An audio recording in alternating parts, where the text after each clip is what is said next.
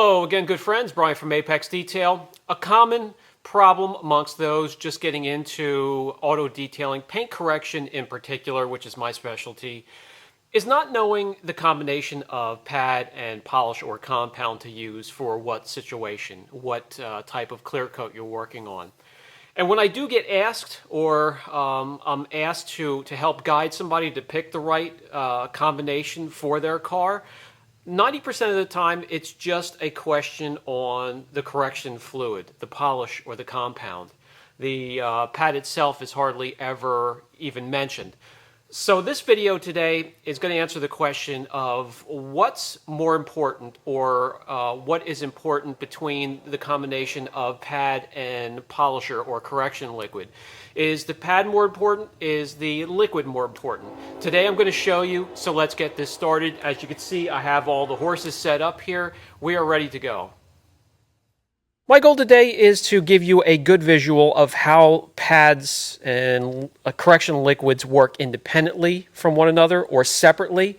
It'll give you an idea which is more important. So let's start with the Eurofiber 50/50 pad, a pad you know I use a lot and you see it on the channel. And we're just going to use a hand moisturizer as our lubrication. Has no abrasives whatsoever. The pad is going to be doing 100% of the grunt work here on this little test. 3 pea-sized drops, just like we would any correction liquid. Spread it out, and let's get to work. A crisscross pattern, left to right, then up and down, equal to 2 passes. Is it going to make a difference?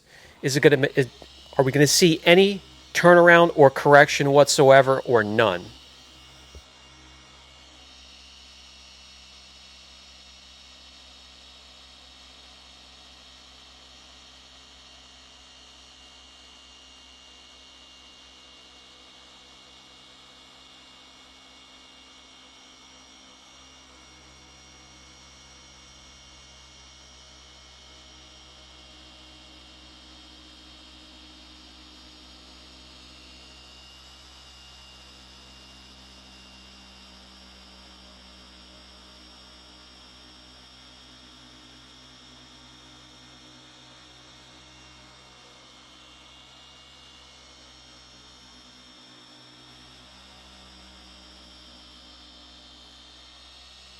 It's funny, this particular hand moisturizer acts so much like a lot of the carriers do in polishes and compounds, but it makes me wonder. I mean, there's no dusting whatsoever. If I add an abrasive to it, how would it perform? Anyways, let me remove the masking tape and wipe off the leftover residue, and you're going to actually see a very nice turnaround in this little test area.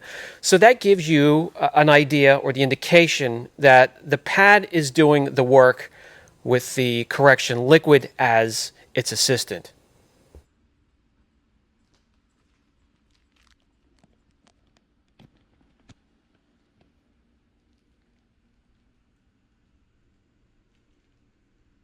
I'll let what you're seeing speak for itself. There's a little bit of a haze left over because the moisturizer is hard to wipe off.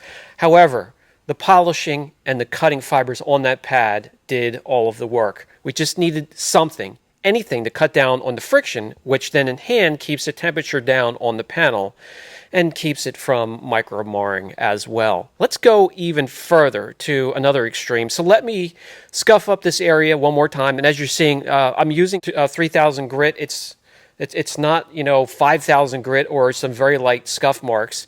It's something where the pad would actually have to do a little bit of work to remove these. So let me scuff it up once again, and we'll just use a little bit of water this time.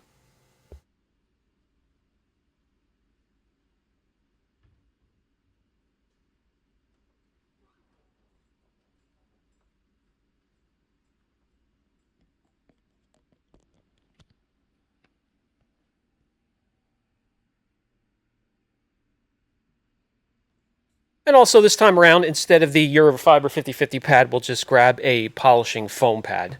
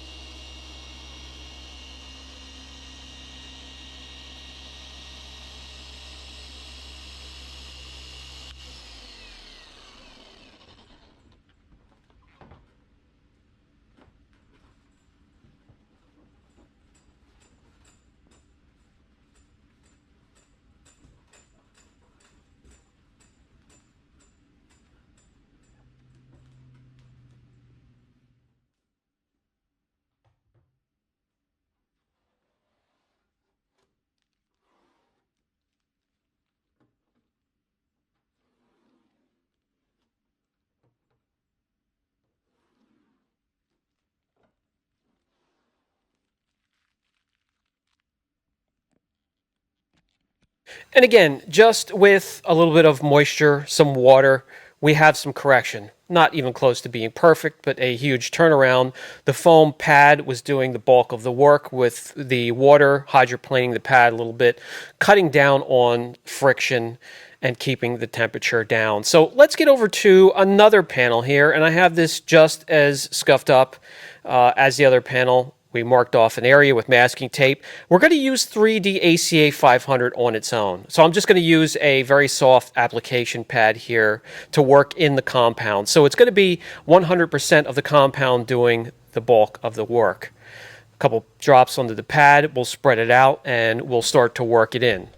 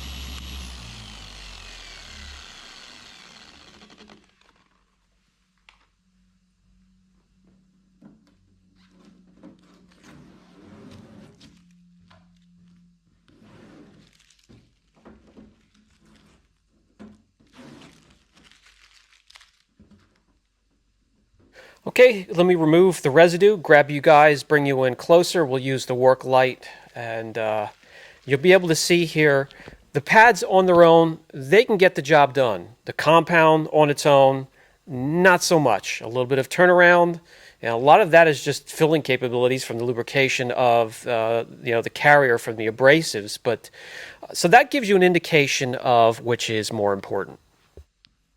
Okay, guys, so I hope that illustrates the importance of the pad. The pad does the grunt work and is the most important portion of the correction. The fluid, the correction fluid, is a very important assistant. And if you pick the wrong assistant, you can actually make even more work for yourself. So get to know pads. Lake Country, Buff and Shine, Max Shine pads. They're quality. They will hold everything you need for a correction. And just to sort of give you a little bit of some guidelines getting into correction, and then you can figure out the rest as you go. A great do-it-all pad for everything in the middle is the Eurofiber pad. You could team that up with a fine polish. 3D one in the middle, something like this that is really a workhorse when it comes to cutting. When it comes to heavy imperfections on harder clear coat, a microfiber cut pad, a wool pad from Lake Country. Lake Country makes some of the best pads out there, guys. Buff and Shine when it comes to polish pads. When it comes to polish pads, foams, perforated foam pads, they're going to be the way to go. Max Shine, Buff and Shine, even Lake Country makes some of the best pads available. So I hope that gives you some guidelines to get started in between the finish and then the middle and then the cut. There's going to be a lot of pads to fill in and a lot of pads to get to know, but they are the most important part of the correction. And I just wanted to get you to understand that and set up some horses, grab some test panels, get out your polishers, and get to know those pads. Then you can go from there and pick a correction fluid, and you don't have to be so picky about it, or you don't have to put so much thought into it and overthink it. So I hope that helps, guys. That's going to be it for today's video. Catch you in the next one.